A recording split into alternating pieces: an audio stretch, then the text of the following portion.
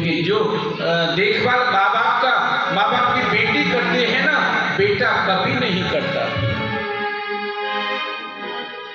जो औलाद अपने माँ बाप को वृद्धाश्रम में बुढ़ापे में भेजते हैं,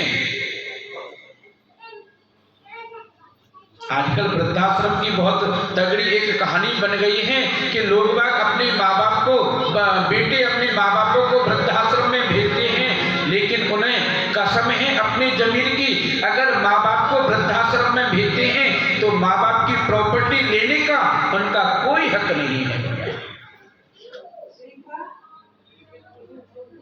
जो लोग माँ बाप की सेवा नहीं करते, उन लोगों को माँ बाप की संपत्ति लेने का क्या हक है भैया? अरे माँ बाप तुम्हारे नौकर थोड़ी हैं, तुमको पढ़ाया लिखाया इतना बड़ा किया किस लिए? कि तुझे कोई एक अच्छी लड़की पसंद कर लेगी, इसीलिए नहीं तो अपने माँ बाप को वृद्धाश्रम छोड़ गया। माँ बाप ने तुझे इसलिए पढ़ाया कि ढंग की कोई नौकरी मिल जाएगी, अच्छी कोई जॉब मिल जाएगी, लेकिन माँ बाप ने इसलिए नहीं पढ़ाया कि उनको तू वृद्धाश्रम में छोड़ के आएगा। जब मनुष्य को पत्नी मिल जाए, अच्छी नौकरी मिल जाए, तो भैया इस माँ बाप को वृद्ध आश्रम में छोड़ आते हैं। ऐसी संतानों को धिक्कार है भैया, ऐसी संतान कभी जीवन में सुखी नहीं रह सकती। जीवन में भैया माँ बाप की सेवा करना, माँ बाप की रक्षा करना संतान का परम कर्तव्य है भैया। हम नहीं करेंगे तो माँ बाप की सेवा कौन करेगा?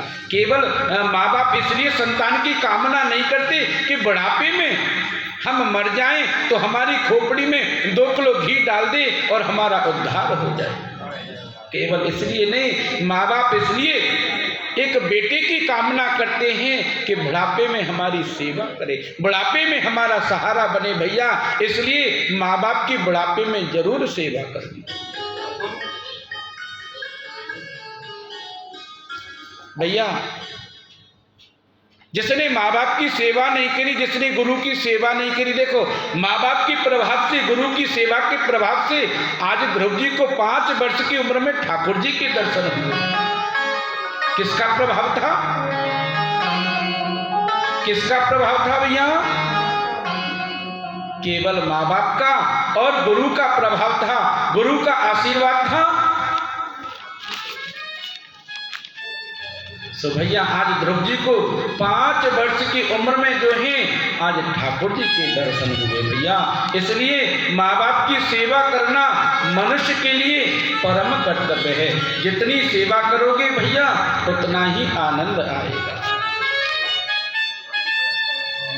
मनुष्य की गति और दान की गति भैया 3 बताई गई है कि खाया पिया अंग लगेगा, दिया दान संग चलेगा, और बाकी सब भैया जंग लगेगा।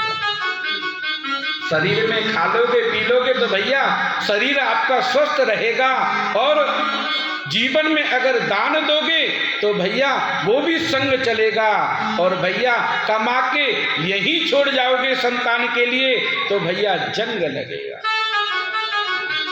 आपकी अगर संतान अच्छी है उसके लिए आप बिल्कुल कमाने की जरूरत नहीं है, क्योंकि संतान अच्छी है आपके लिए और धन इकट्ठा कर लेंगे।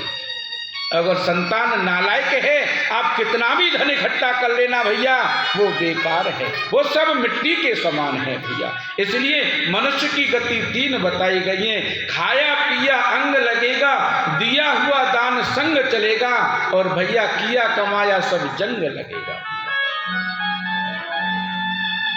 एक छोटी सी हाजिरी हम अपने रमेश बाबा की लगवाएंगे, उसके बाद में कथा को वामन भगवान की झांकी, सुंदर झांकी आएगी।